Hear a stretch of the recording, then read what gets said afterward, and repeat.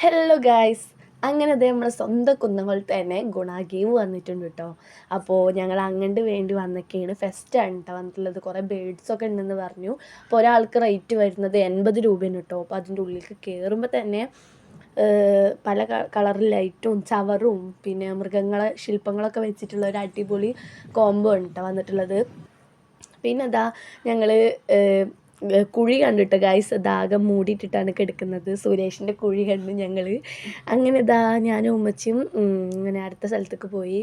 Ebro ഉണ്ട് കേട്ടോ, നല്ല ചവറും ഒക്കെ ഇട്ടിട്ട് അടിപൊളി ഒരു പ്ലേസാണ്. എനിക്ക് ഭയങ്കര ഇഷ്ടപ്പെട്ടു. അപ്പോൾ ഇത് കാണാത്തവരൊക്കെ ഉണ്ടെങ്കിൽ വന്ന് കണ്ട ഒരാൾക്ക് 80 രൂപ ഉള്ളൂ. അങ്ങനെ അടുത്ത സെക്ഷനിലേക്ക് പോയിട്ടാ പലതരം കിളികളെയും തുറന്ന് വിട്ടിട്ടുണ്ടായിരുന്നു. നമുക്ക് കൈമിലൊക്കെ ഇരുത്തി ഫോട്ടോസൊക്കെ വീഡിയോസൊക്കെ എടുക്കട്ടോ. അടിപൊളി കിളികൾ, അടിപൊളി ഒരു സ്പോട്ടാണ്. ഫോട്ടോസും വീഡിയോസും ഒക്കെ എടുക്കട്ടോ. അങ്ങനെ അതാ പലതരം കിളികളെ നിങ്ങൾക്ക് കാണാം അവിടെ. എന്തൊക്കെയോ ഒരു തരം കിളികളുണ്ട് കേട്ടോ ഗൈസ്. അങ്ങനെ അതാ ഞങ്ങളിങ്ങനെ കണ്ടു. പിന്നെ അതാ എന്തൊക്കെയോ ഒരു കാട്ടുകോഴിയും പ്രാവും എന്തൊക്കെയോ ഉണ്ടായിരുന്നു.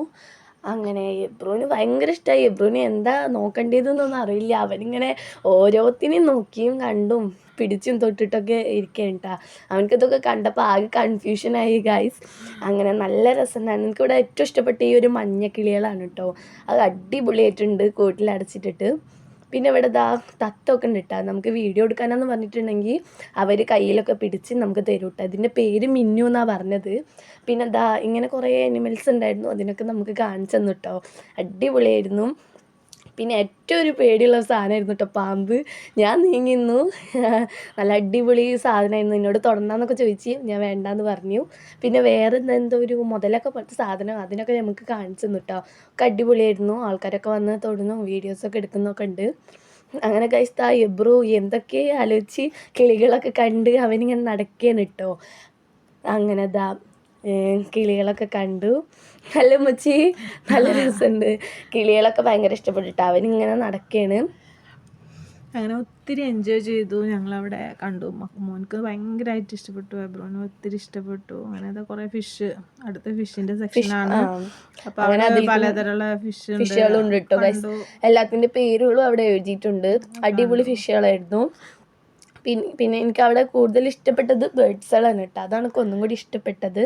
പിന്നെ ഈ ഒരു സാധനത്തിന് എനിക്ക് ഇഷ്ടപ്പെട്ടു കേട്ടോ.